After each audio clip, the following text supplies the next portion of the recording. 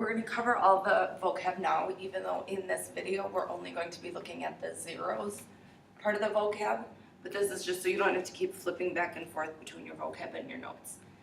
So zeros are the x-intercepts of a function, or another way to interpret it is where f of x equals 0.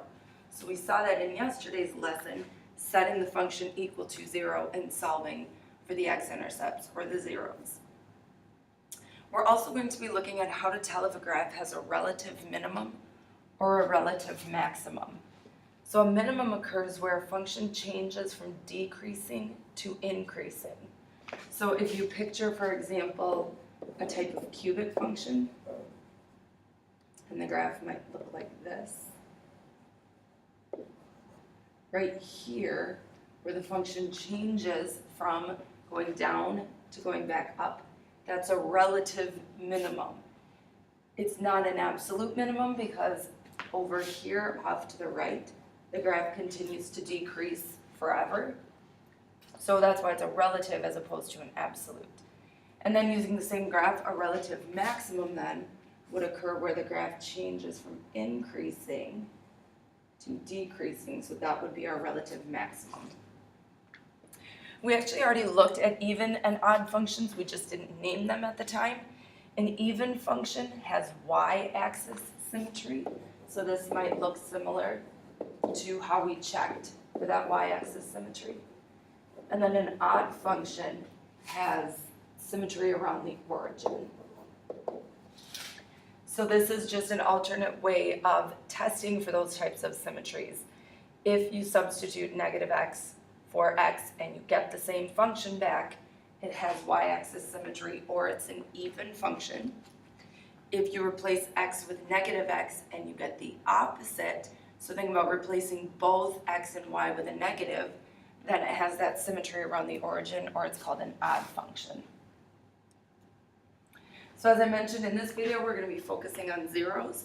So we set the function equal to 0. We're finding those x-intercepts. So with a quadratic, I'm going to go ahead and factor. What multiplies to negative 6 adds to negative 1, negative 3 times 2, and negative 3 plus 2. So we're going to factor this into our binomials.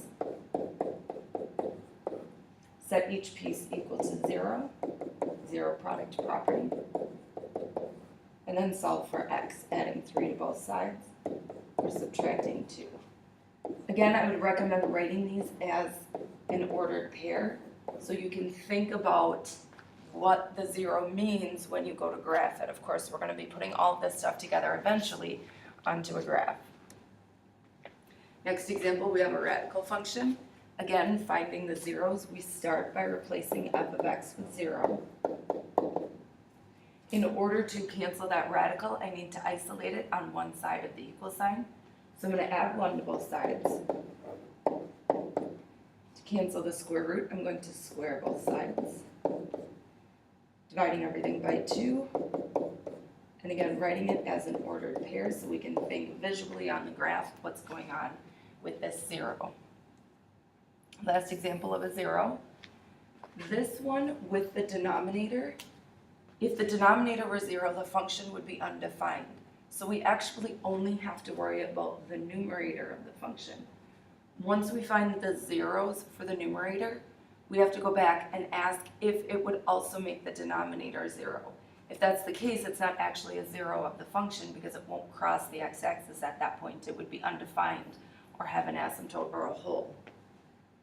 So I am just going to set my numerator equal to 0. Factoring, this is another t-chart, what multiplies to a positive 14 adds to a negative 9. In this case, we're going to get a negative 7 and a negative 2. Putting those into the binomial. You can also factor by grouping. It's just a lot faster if you recognize when the lead coefficient is 1, that you can throw them into the binomials right away. Setting each piece equal to 0. Adding 7 to both sides, adding 2 to both sides, we get our zeros of 7 and 2. Double checking the denominator of the original function, The domain restriction on this one is x cannot equal 0. That wasn't one of the zeros that we got, so these will both work for this function.